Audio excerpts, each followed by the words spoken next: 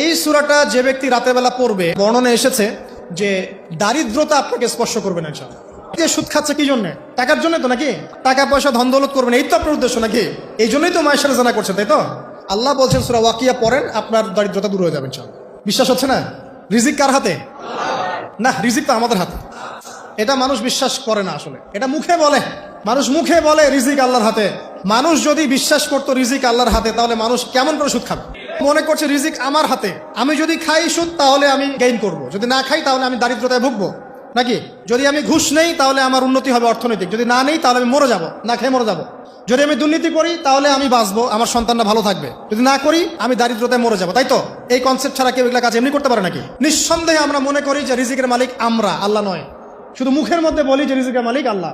রিজিকের মালিক যদি আল্লাহ হতো তাহলে আমি হালাল পথে থাকতাম এবং তাওয়াক্কুল করতাম যে আল্লাহ আমাকে যা রিজিক দিয়েছেন তা তো আসবেই, আসবে না? আসবেই। আপনাকে যদি আল্লাহ পাক লালমনিরহাটের 100 একর জায়গায় যত ধান হয়, এতগুলো ধান যদি আপনার আমল নামায় লেখা থাকে, মানে আপনার আমল নাম হচ্ছে রিজিকে, তাকদিরে আপনার তাকদিরে যদি লেখা থাকে যে আপনি 100 একর জমির ধান খাবেন তারপর মরবেন, আছে না লেখা? আচ্ছা, একটা দানা কম বেশি হবে?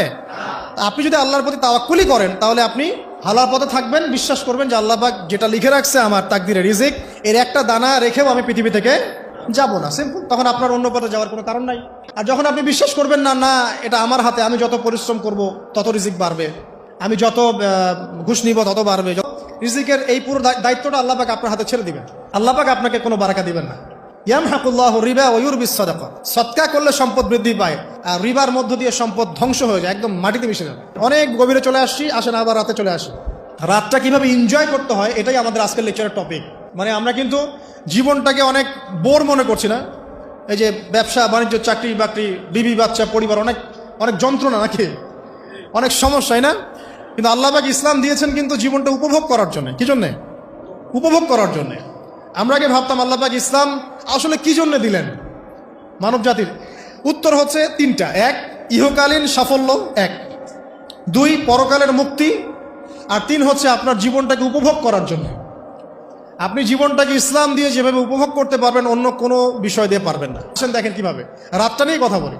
এই যে রাত হয়ে গেল, আমরা আয়াতুল কুরসি পড়বো, আমরা সূরা বাকারার শেষ 3 আয়াত পড়বো, সূরা মুলক পড়বো, আরেকটা সূরা বলি সূরা ওয়াকিয়া। কোন সূরা?